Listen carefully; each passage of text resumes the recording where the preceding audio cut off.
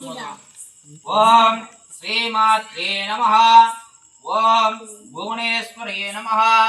ओम सदाशिवरूपिण्ये नमः। ओम पद्मनायके नमः। ओम कामाख्ये नमः। ओम कुलदेवताय नमः। ओम इष्टदेवताय नमः। ओम वामदेवाय नमः। ओम वरागे नमः। ओम ग्लां इच्छाशक्तिये नमः। ओम ग्लां ज्ञानाशक्तिये नमः। ओम ग्लां ऐंगरे नमः। ओम ग्लां मधुमत् भवदेव सपत्नी नमः। ओम सर्वदेव सपत्नी नमः। ओम विजासरूपिणी नमः। ओम मंगलप्रियाय नमः। ओम काली नमः।